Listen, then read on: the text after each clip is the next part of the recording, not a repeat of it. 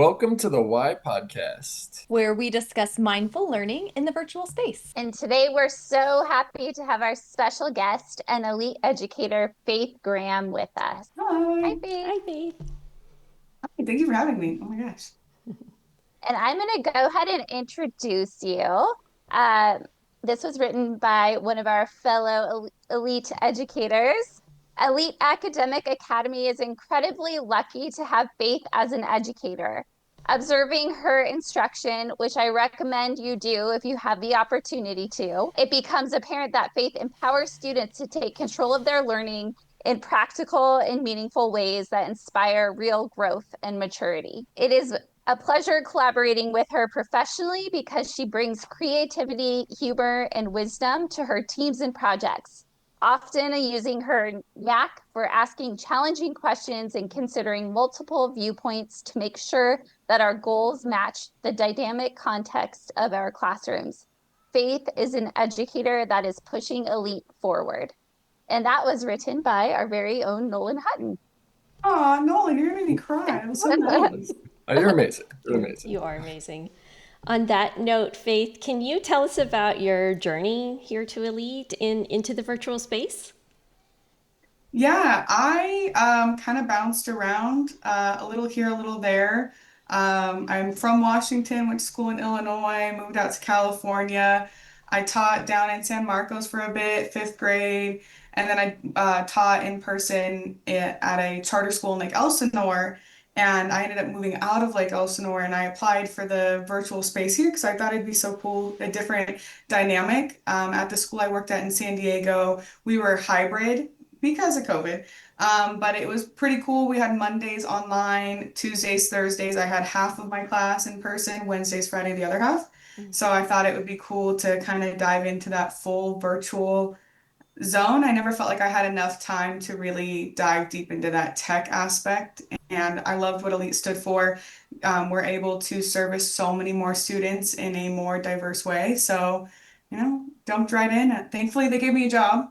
And obviously I accepted because I'm here. But that's kind of what brought me here was to open another door of supporting a different group of students. Keying on that, like your goal of serving a diverse group of students in a diverse way. Like that's something that came up when we talked about getting together for this. For you, what is the relationship between equity, equality, and expectations in education? So when you think of equity and equality, the first thing that I picture is that picture of like the fish trying to ride a bike and the elephant trying to ride a bike and the monkey trying to ride a bike, or maybe it was climbing a tree. Either way, they were all very diverse animals trying to do the same exact thing. So equality is they all have the same materials in front of them, they all have the same access to whatever they're doing. And equity is ensuring that each student is given the specific tools to them to be able to complete the task at hand. For instance, a fish could possibly ride a bike underwater, but we'll never know if the fish is always on land.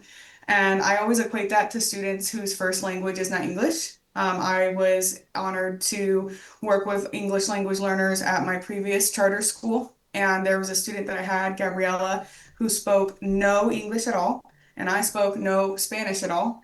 And I was taking Duolingo just to talk to her. And it turns out this kid is absolutely brilliant in Spanish. Like she is like wicked smart, and you would have never known if somebody didn't, attempt to find that out. So the relationship with equity and equality, especially in education, is you give all these kids the same exact thing and you expect the same exact outcome, but they're not the same exact kid.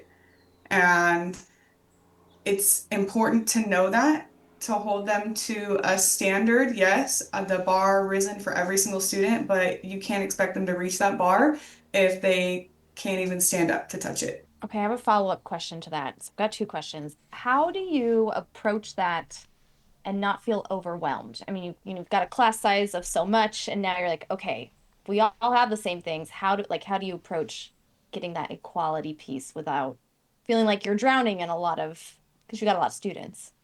So I've kind of just accepted at some point in time you're gonna drown, but you're not gonna die. You know what I mean? Yeah. That Yeah. like that's really it. Like you have so many kids and every single kid has a diverse educational background, a diverse personal background, a diverse home life. Mhm. And at the end of the day, you're not going to hit every single student on every single day. But my number one thing that I tell all students is if by the end of the year you have one takeaway, if you've grown in even one aspect of your life, your education, then I did my job right. So it's not I love analogies, so I also think of like the scene from Matilda where Mrs. Trunchbull made the little boy eat the entire chocolate cake on stage. You can't eat it all in one bite. You do a little bit here and a little bit there and a little bit here, and you do a little bit more on some days and a little bit less on others. And I know that's a very broad statement to say, but it's just accepting I'm not going to be great every single day, but I'm going to try to be great every single day, just like I expect our students to be great or try to be great every single day. You're going to wake up and you're not going to want to try. You're going to lose your workbook, but I'm not going to accept that. You know what I mean? Okay, you lost your workbook. Let's go get a notebook. You don't have a notebook. I'm sure there's a newspaper lying around somewhere. I'm sure there's an ad you can flip over with a blank side. I'm sure there's a envelope from a letter. If you wanted to, you would. If there's a will, there's a way. And I think that way, and I want my students to think that way too. Um, so circling back to that question that you asked me that now apparently I can't remember in my head. Um, was it how Doing I did great. it? You're doing great. Actually, you've Yeah. segued really well into my next one, which Okay. is what does it mean to practice grace while still holding that high expectation for your students that you obviously have for them? Oh, okay. So again, analogies and all that. I tell my friends, I tell my loved ones, I tell my coworkers who I also, we're a family, of course. Um, there will always be bad days. There is never a point in your life that you're going to never have another bad day again. There is never a point in your life where you're never going to have a bad thing happen. There's always going to be negatives. You're always going to have a day where you don't want to do it. You're going to have bad things happen. People are going to unfortunately pass away. People are going to move out. You're going to have to, move homes or, whatever the case may be. The internet may be out. I could list a million and one bad things that happen, but there's always going to be a bad thing. It's how you choose to continue your life through that bad thing. There's a quote, I believe it was from Deadpool, where life happiness is all but a commercial break and everything else is the show, which is kind of morbid to think about, but it goes to say there's always going to be bad things happening. So, yes, you want to hold that grace for your students. You want to listen and be there for them, but also help them back up and lift them back up. And okay, we're going to take one step out towards the door. It may seem like from here to the door is the longest task you've ever taken, but you and I are going to take one step together. And that is the expectation that I hold.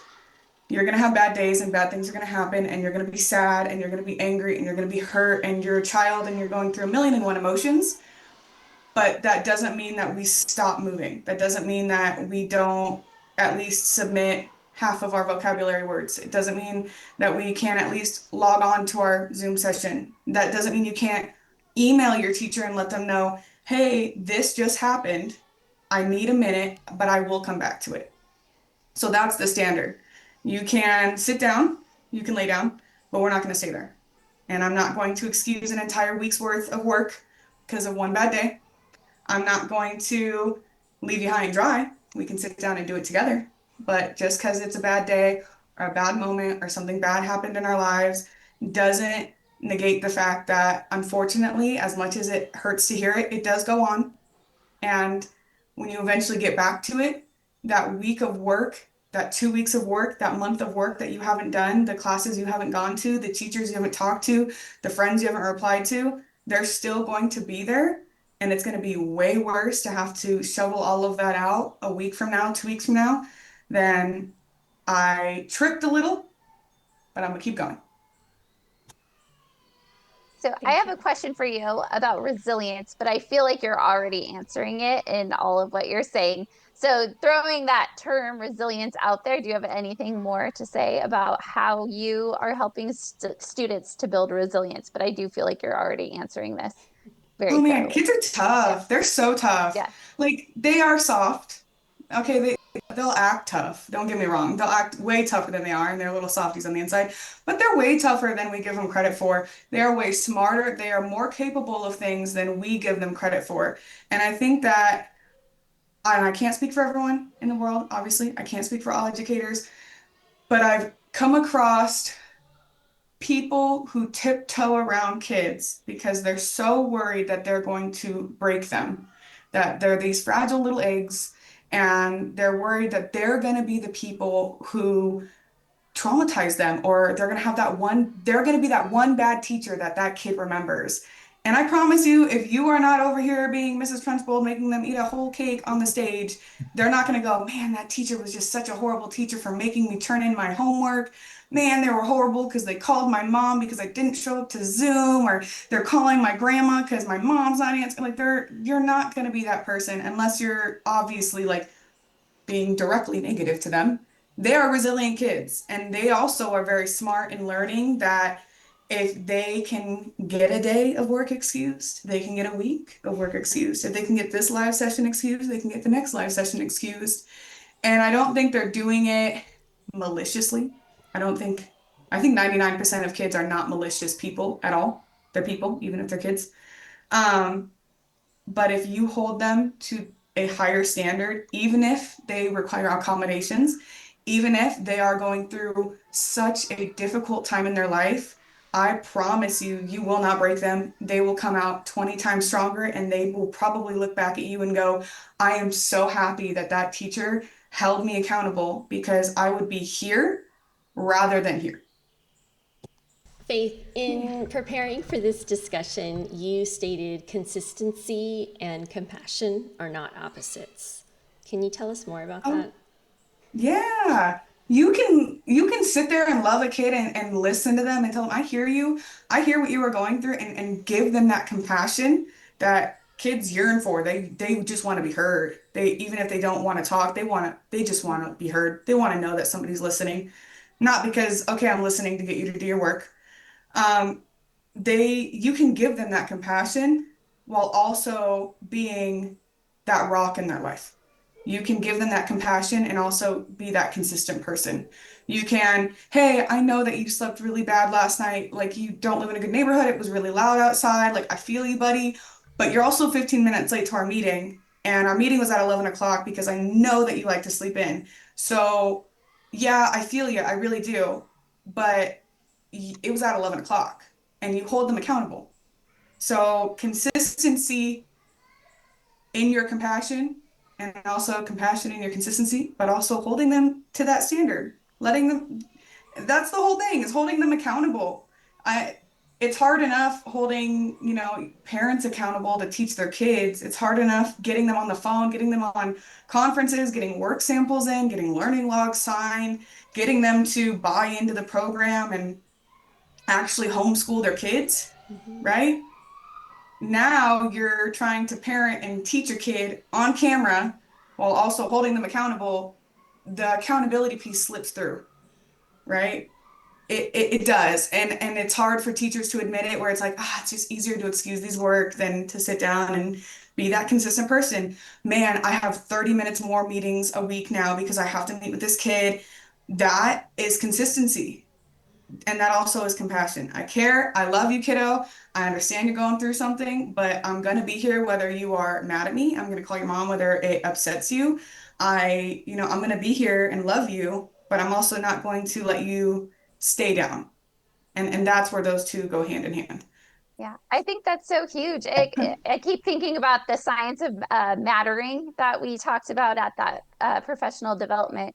And you're right, like that holding them accountable for that 15 minutes, it shows them that they matter too. Like, you don't, yeah, you're not going to let them be the kid that slips through the cracks. Like, it matters that they didn't show up for that 15 minutes. And that's probably huge for some kids because they don't necessarily think it matters or Yeah. that they And matter. let me add one more thing. Sorry, I didn't mean to cut you off. No, you're good.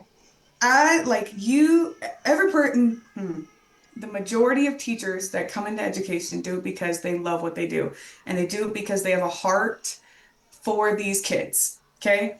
And you take it home. We work from home, but you turn the computer off and you sit there and you go, man, I really hope so and so is doing okay. They didn't show up to the meeting. Mom or dad or grandma, grandpa didn't answer the phone. And you take it with you, right? And that's the hardest part is to not. It's hard to like take it personally when I've been calling this parent, like I've called them five, literally, like that happened to me with CASP testing. I called this parent 5 times. I texted this parent 5 times. I've called and texted the kid 5 times. I've called and texted the emergency contacts 5 times. What is going on? Like, what more can I do? Go knock down this kid's door. You can't take it to heart. Like, you can't, it's not, you're doing everything that you can, and that's all you can tell yourself. When you turn off your computer and you go and go about your life outside of work, please have a life outside of work. It's very important, I've learned.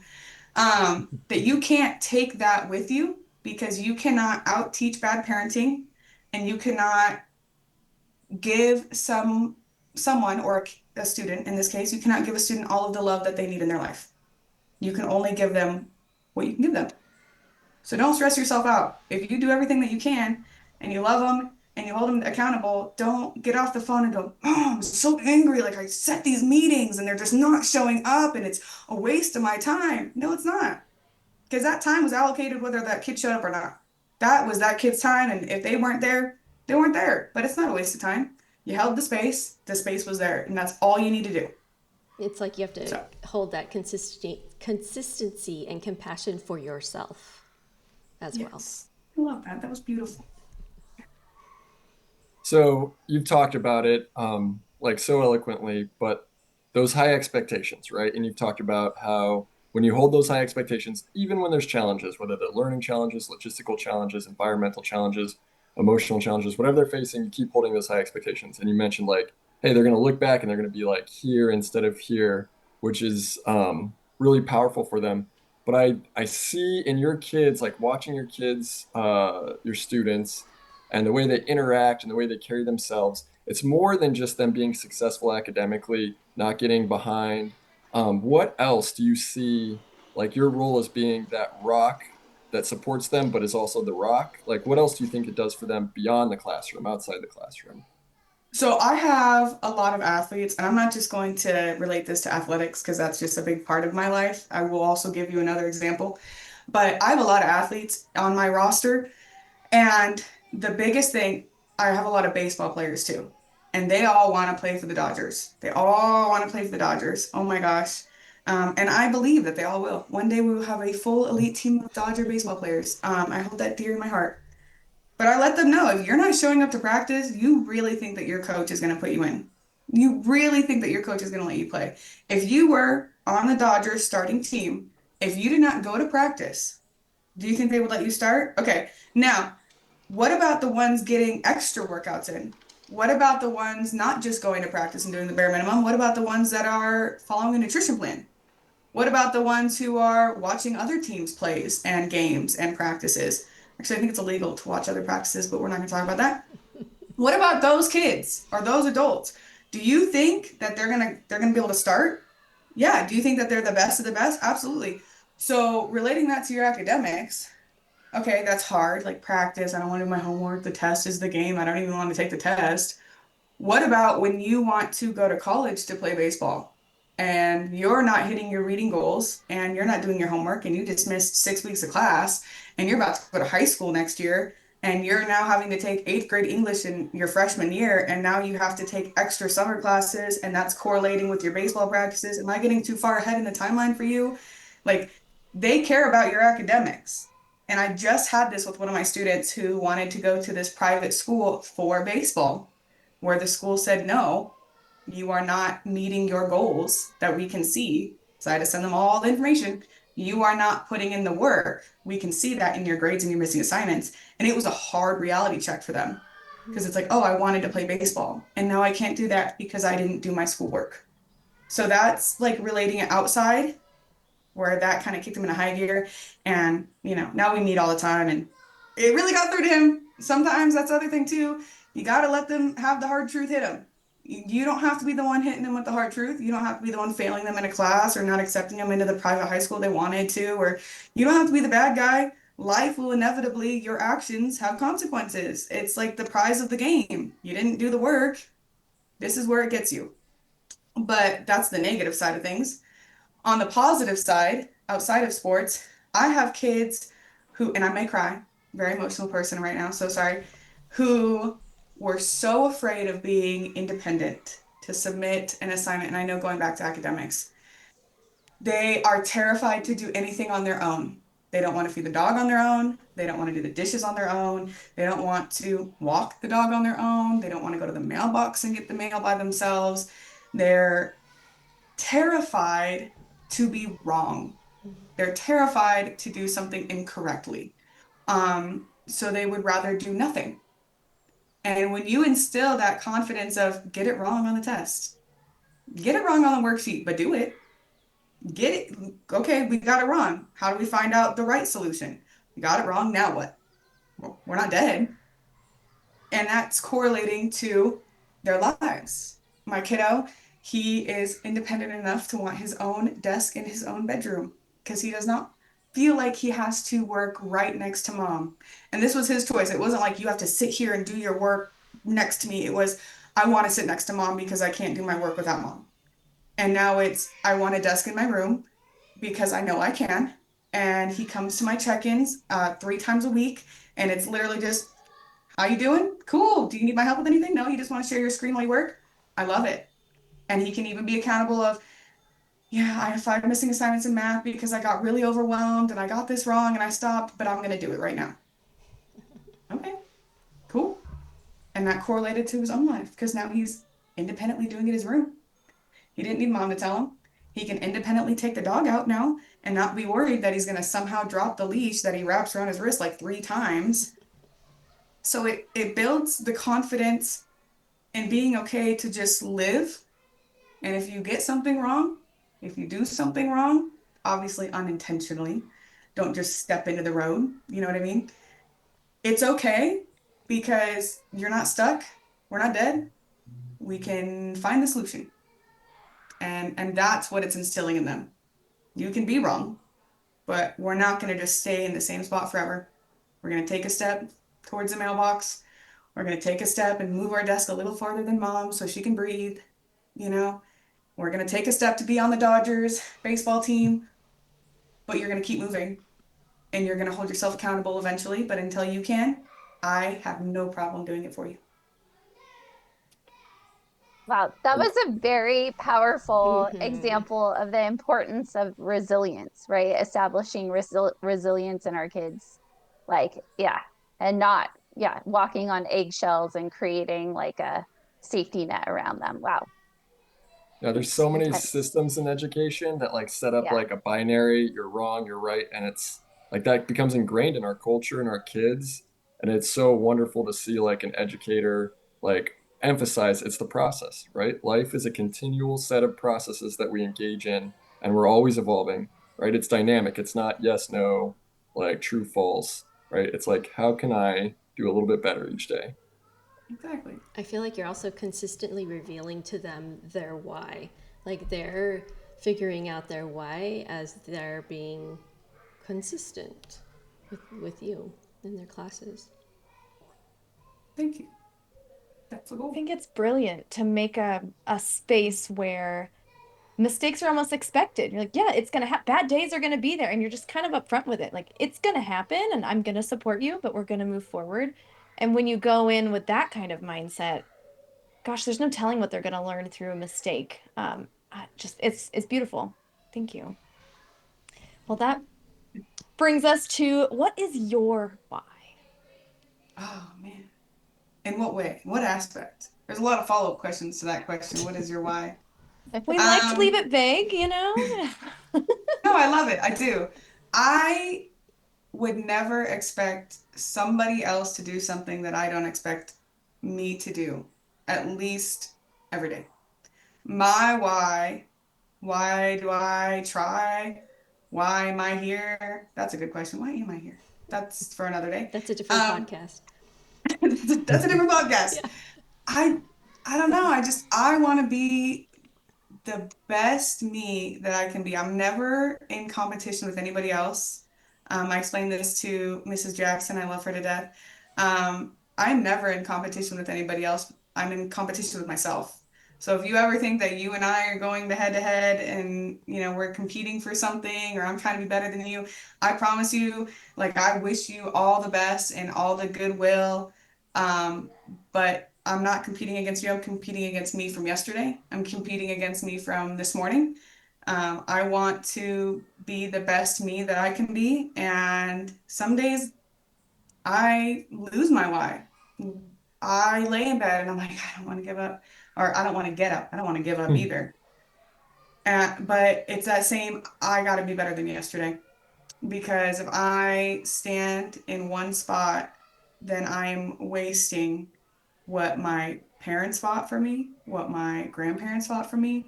I'm wasting the kind of person that my siblings get to talk about, my wonderful fiance, my future child, and my current child. Like, I have a lot of people to make happy, not happy, but a lot of people to make proud. And I am the number one person on that list. And that is my why. Because why not? That's Incredible. the And best. She's The yeah. I will best. answer one of your why follow-up questions. You are here today having this conversation because you're amazing. That's why you're here today. You are. Thanks. Very much so. Thank you so much, Faith, for being here. You definitely are exemplifying compassion for all of us as educators. Thank you so much. You're welcome. Thank you for having me. I Thank feel you, very Faith. honored to be in your space. So Oh, Thank you. thank you. Well, I'm a little bit speechless because that was really insightful and it makes me want to like stop and take notes. I know, Barbara, sometimes you take notes during the podcast. Like, I need to take notes like right now. Yeah. But of course, it's recorded, so Yeah. I What are your can. guys' takeaways? There was so much there. I mean, I'm admittedly, I'm one of those guys that can tiptoe around a kid's Yeah, feelings a little bit, me too. right? So that's a really important thing to understand is when you lower expectations, like that's harmful in a way, right? You're communicating to the kid when you lower expectations, you're communicating you're not capable.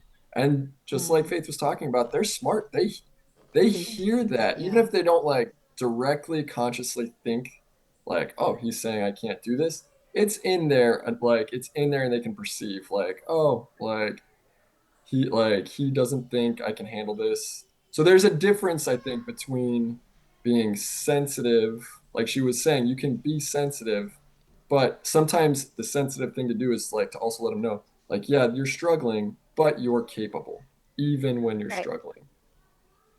Right. And Or like, I know you wanted to sleep in for 15 minutes, Yeah, but your presence in my class matters. And yeah, we can't keep doing that. yeah, Yeah. Oh, I was thinking it's relatable to younger students too. Like, yeah, I know your mom said you had to get on Zoom right now, and that's tough. And you can choose to be grumpy, that's fine. But, look what you bring to the table, and I'm still going to expect you to answer. And it just, I even saw it today, like they get to work through that and come out a more resilient person on the other side. But I really think that she marries that compassion with that high expectation very, very well. It's like growth mindset and productive struggle. She has it all. She has it all. Yeah. Yeah. And the balance of having compassion for herself that she can't do yeah. it all. And yeah, in every session, you have to sprinkle it throughout your practice, you know? Yeah. That was fantastic. yeah, I loved her. yeah, the Loved speaking consistency with and the her. compassion examples that she gave, over and over again. It's almost everything that she talked about, the equity, equality, and expectations, and then the resilience and consistency and compassion. They were all interwoven. They were all happening at the same time. And I really did reflect on, while she was speaking, that she's showing the students how to, or offering the opportunity for them to come up with their why over and over and over again, so they're really clear on that at some point, but they're working on it every single time. Yeah. Yeah, Yeah, I think her openness like helps make her classroom a place where kids can start to have that conversation and engage in those yeah, conversations, which yeah. is really nice. So our last question for you today is, what is your why? Thanks for watching.